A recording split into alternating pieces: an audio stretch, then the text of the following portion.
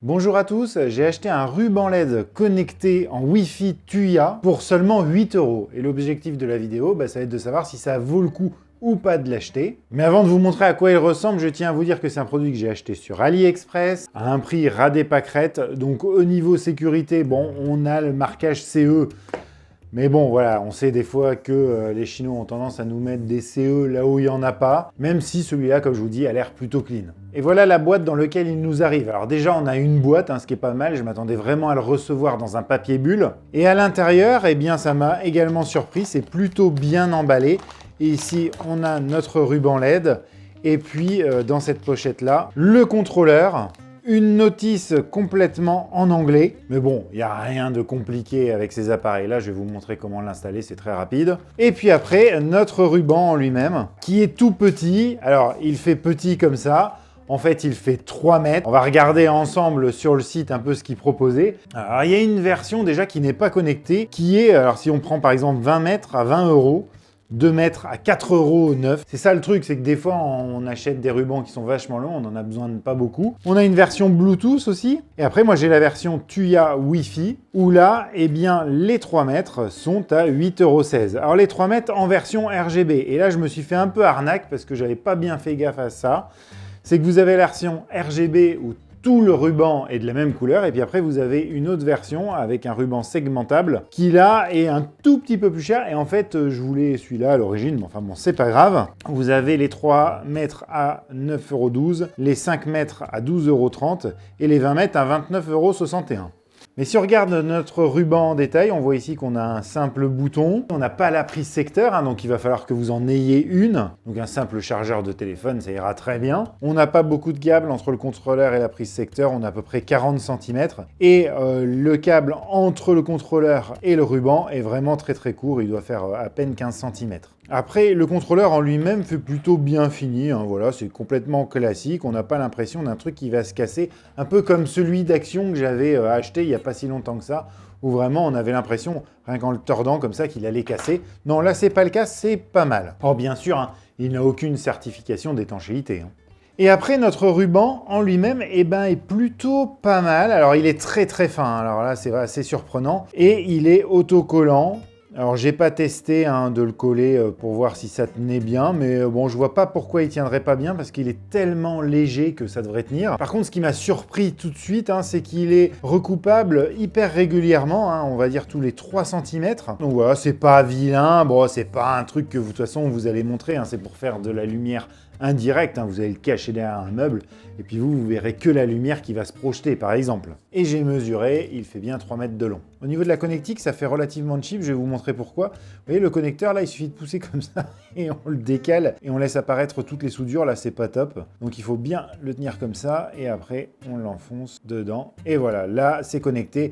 Alors, c'est juste connecté, et c'est relié par les tiges en métal, Donc à mon avis, c'est pas très très costaud, voilà, il n'y a rien qui s'emboîte l'un dans l'autre. Bon, il va pas falloir trop le manipuler. Et puis après, eh bien, je vais le brancher sur le secteur. Bon, pour les besoins du test, et comme la prise de secteur est trop loin, je le branche sur une batterie externe. Et la première fois que vous allez l'allumer, normalement, il va clignoter en rouge. Moi, j'ai déjà installé parce que je l'ai testé un petit peu avant. Et si des fois, il ne clignote pas en rouge, il faudra que vous appuyiez longtemps sur ce bouton-là, qui, au-delà d'être le bouton d'appairage, est aussi un bouton on-off. Vous pouvez allumer ou éteindre votre ruban via ce bouton. Donc pour l'installer, après ça va être très simple, vu que c'est du Wi-Fi Tuya, il va falloir que vous l'installiez sur l'application Smart Life. Donc elle est compatible avec Android et iOS. Vous la lancez. Vous irez après sur le petit plus en haut à droite, vous faites ajouter un appareil. Vous allez ensuite sur éclairage, lumière de bande Wi-Fi. Vous choisirez votre réseau Wi-Fi en 2,4 GHz. Attention, il faut que votre téléphone soit connecté à ce réseau Wi-Fi pour la première installation. Vous saisissez votre mot de passe, vous faites suivant, il va le détecter, ça va l'ajouter. Et après, sur l'écran d'accueil, vous aurez RGB Strip là qui sera disponible. Alors vous pourrez le renommer également. Sur l'écran d'accueil, vous voyez directement via le petit bouton qui est à côté, vous pouvez l'éteindre ou l'allumer. Et si vous allez dessus, eh bien, vous avez donc la possibilité de changer la couleur. Alors là, malheureusement, comme je me suis trompé, c'est tout le ruban qui change de couleur. Vous pouvez gérer la luminosité et le contraste. Vous pouvez remarquer que vous n'avez pas le blanc d'origine. Vous allez être obligé de mettre le contraste au minimum pour qu'il soit blanc. Après, vous avez un mode scène qui va vous permettre en fait d'avoir une certaine couleur. Voilà, Working, ils veulent mettre d'une certaine couleur, comme si ça aidait à travailler.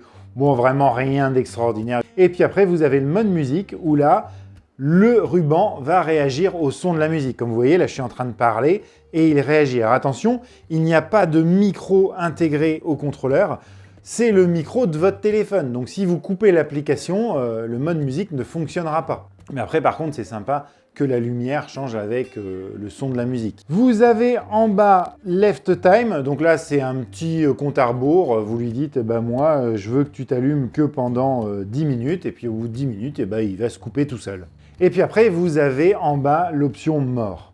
Donc là il y a 3 choses importantes. La première c'est plan. En fait ça va vous permettre de vous aider à vous endormir. Vous lui dites moi à partir de telle heure je veux m'endormir, donc tous les jours, enfin vous faites quand vous voulez, et là, la luminosité va baisser au petit à petit pour vous aider à vous endormir. Vous avez ensuite un calendrier où vous pouvez lui dire moi de telle heure à telle heure je veux que tu t'allumes. Et après vous avez la dernière option, alors là qui est vraiment intéressante, c'est le Power On Behavior. Alors je ne suis pas du tout anglais donc je ne sais pas trop comment ça se dit, mais en fait ça va vous permettre de définir dans quel mode il va redémarrer en cas de coupure de courant. S'il vient perdre son alimentation et à se rallumer, beaucoup de rubans premier prix et même beaucoup d'éclairage. C'est pour ça que je suis pas mal contre les ampoules connectées. S'il y a une coupure de courant, quand le courant revient, l'ampoule s'allume ou le ruban s'allume et ça c'est assez naze. Donc soit vous pouvez lui choisir son mode initial, quand vous l'avez reçu, il s'allume en rouge, et voilà, il redémarrera en rouge.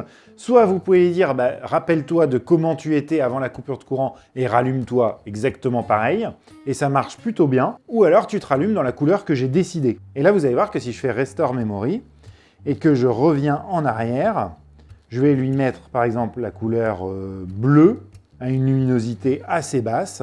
Si je viens à débrancher le courant, et à le rebrancher, il se rallume en couleur bleue assez basse. Voilà les principales fonctionnalités. Maintenant, ce qui va nous intéresser, c'est les paramètres. Si on va en haut à droite dans le petit crayon, voilà, on retrouve les informations de l'appareil, les scénarios et automatisations dans lesquels l'appareil est, et on voit qu'il est compatible avec l'assistant vocal d'Amazon, avec l'assistant vocal de Google et avec SmartThings. Vous inquiétez pas, on regardera tout à l'heure si c'est bien compatible avec les assistants vocaux. Ce qui va nous intéresser également, et c'est ça le but de la domotique, c'est de savoir dans les scénarios comment ils se comportent. Donc là, si je vais dans scène et que je vais ajouter une scène, on va voir d'abord quel événement qui se passerait sur ce ruban LED peut déclencher un scénario. Donc là, je vais faire lorsque le statut de l'appareil change, mon RGB strip. Et là, je vois que je peux récupérer s'il s'allume ou pas. Donc au moment où il s'allume, il peut déclencher un scénario. Ou au moment où on l'éteint, il peut déclencher un scénario. Son mode, s'il est en mode blanc, s'il est en mode couleur, en mode scène, en mode musique.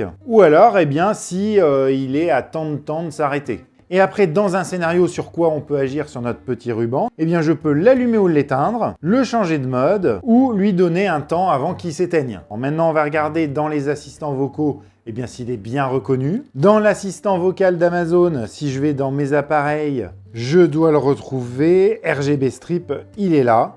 Donc je peux l'allumer ou l'éteindre d'ici. Et à l'intérieur, je peux lui changer sa luminosité ou lui changer sa couleur. Donc ça, c'est impeccable. Ça marche très bien et bien sûr, vous allez pouvoir le piloter à la voix. Maintenant, ce qu'on va faire, c'est on va regarder dans les routines. Alors, je vous le dis tout de suite, dans les routines, aucun événement qui se passe sur le ruban peut déclencher un scénario. Par contre, dans une routine, vous pouvez agir sur ce ruban.